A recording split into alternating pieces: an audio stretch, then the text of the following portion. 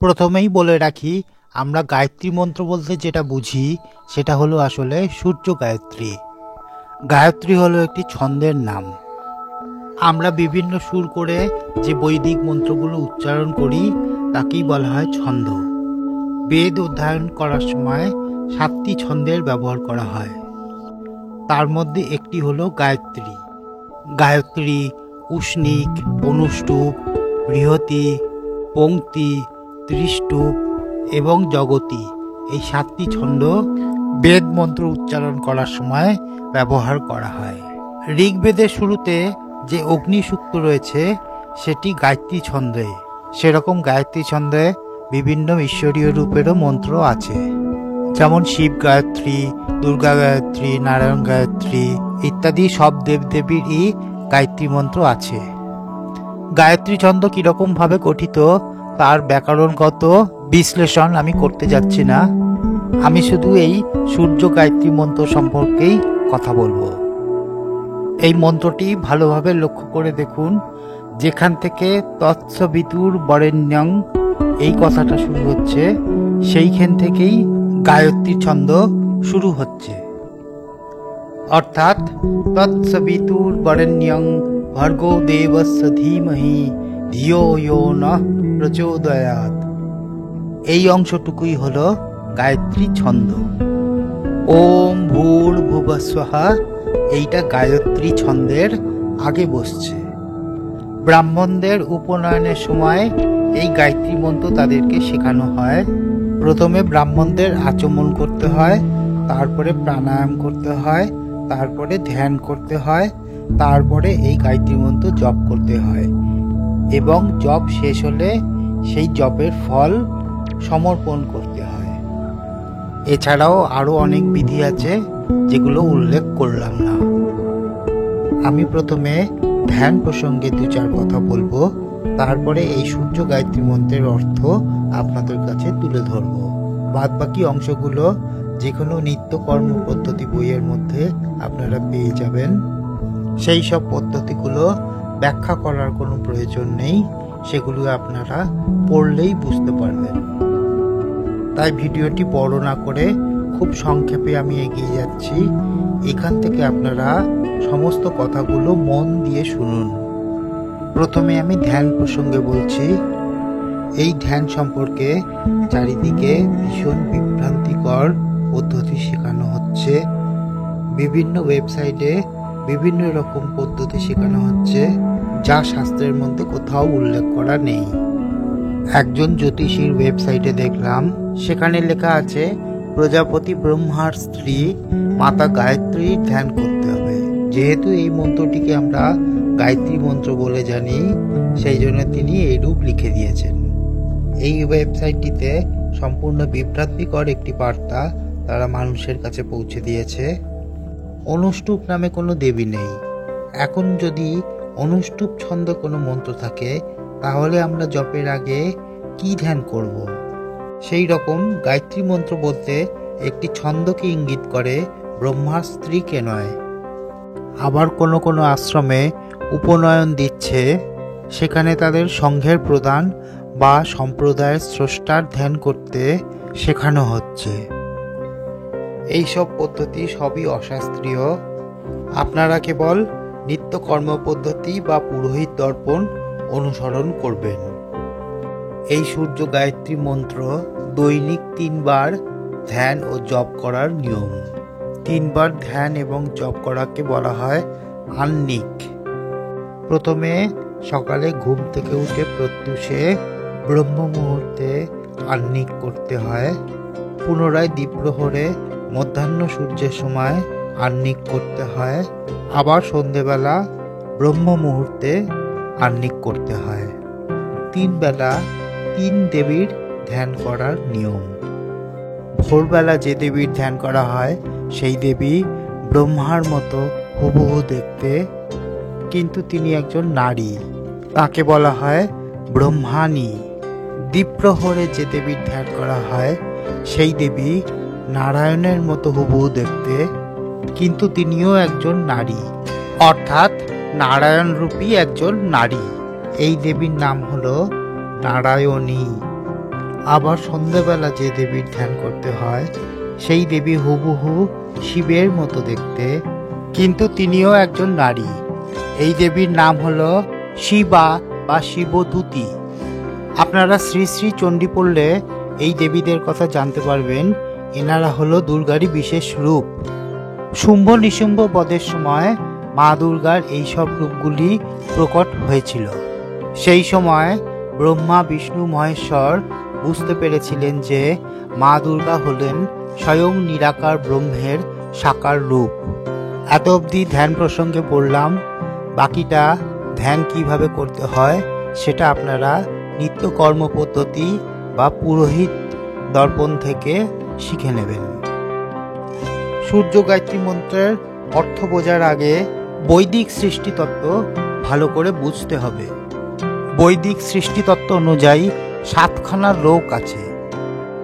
এই চিত্রটিতে দেখুন, নিচ থেকে ওপর অবধি সাজানো আছে ভূ, ভুব, স, মহ, জন, তপ, সত্য। ভূ মানে হলো পৃথিবী, অর্থাৎ সমস্ত জড় ও শক্তি মিলেই হচ্ছে ভূ বা ভূলোক। বিশ্বব্রহ্মাণ্ডের সমস্ত জড় ও শক্তি মিলেই হচ্ছে ভূলোক।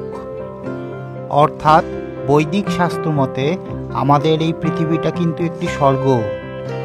কিন্তু দেখুন, আমরা নিজেদের দোষেই এই স্বর্গকে কেমন নরক বানিয়ে দিয়েছি। কতগুলো নরপিশাচ আরজিকর হসপিটালের একটি মহিলা ডাক্তারকে কিভাবে নৃশংসভাবে হত্যা করেছে দেখুন, অথচ তারা ধরাও পড়ছে না। ভুব মানে হলো আকাশ বা অন্তরিক্ষ। সমগ্র সৃষ্টি এই আকাশের ওপরে অবস্থান করছে। এই আকাশকে বলা হয় ভূতাকাশ বা জড় আকাশ। কারণ এই আকাশের মধ্যে কোনো চেতনা নেই, কিন্তু ব্যাপ্তি আছে। এই আকাশ যার ওপর অবস্থান করছে সেই লোক হচ্ছে স। এতক্ষণ আমি যে কথাগুলো বললাম সেগুলো সবই শাস্ত্র থেকে নেওয়া, কিন্তু এখন যে কথাগুলো বলবো সেগুলো আমি আমার গুরুর কাছ থেকে শুনেছি।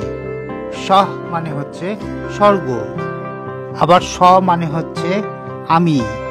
আমি বলতে শ্রী রামকৃষ্ণ পরমহংসদেব যে পাকা আমির কথা বলেছেন সেই পাকা আমি। আমাদের প্রত্যেকের মধ্যেই যে আমি বোধ আছে বা অস্তিত্ব বোধ আছে, এই পাকা আমির সঙ্গে তা অভেদভাবে যুক্ত আছে। পাকা আমি হলো ঈশ্বরের আমি।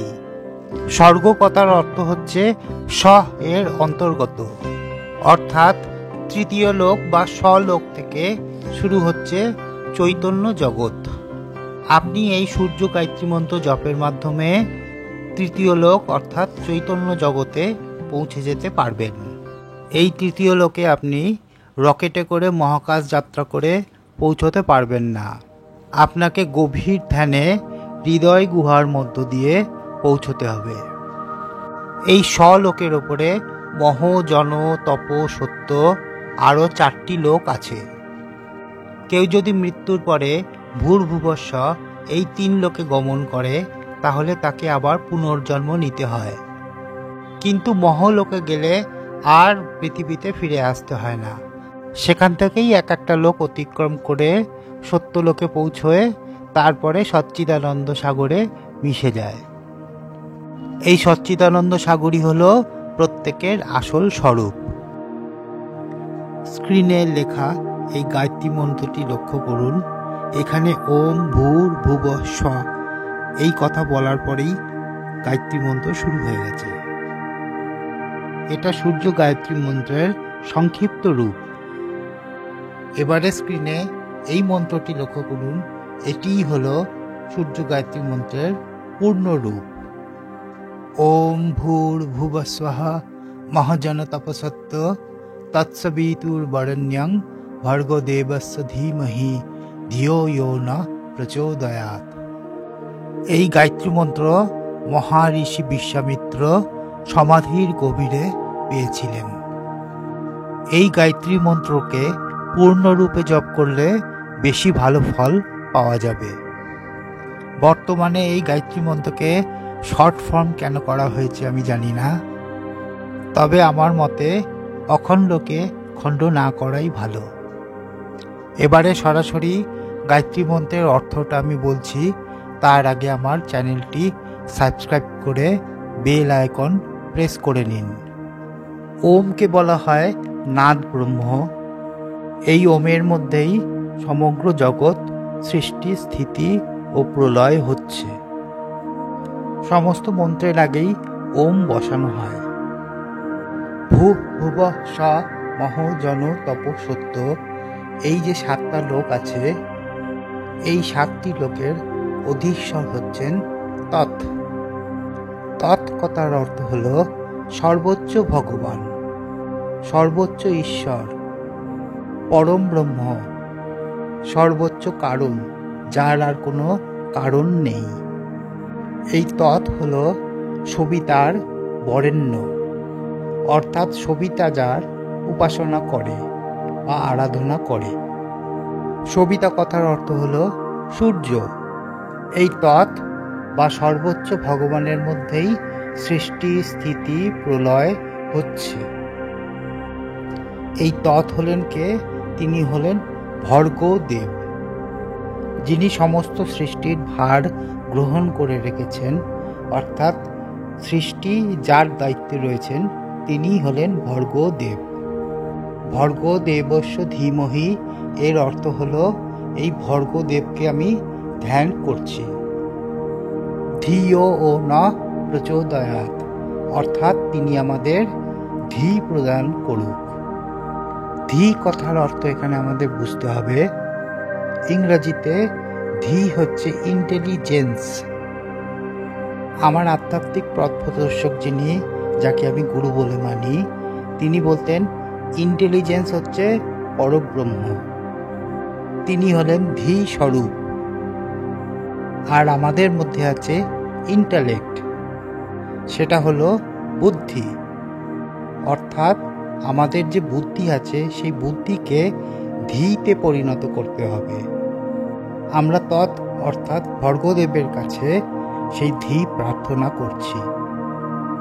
বাংলায় একটা সুন্দর গান আছে, সেই গানটার উল্লেখ করছি, তাহলেই ব্যাপারটা সহজ হয়ে যাবে। গানটি হলো আমার চেতনা চৈতন্য করে দে মা চৈতন্যময়ী। অর্থাৎ আমাদের মধ্যে যে চেতনা আছে তাকে চৈতন্যে রূপান্তরিত করার জন্যে প্রার্থনা করা হচ্ছে। পরম ব্রহ্ম হলেন সচ্চিদানন্দ স্বরূপ, অর্থাৎ তিনি চৈতন্য স্বরূপ। আমাদের মধ্যে যে চেতনা রয়েছে সেটা হলো সেই চৈতন্যের প্রতিবিম্ব।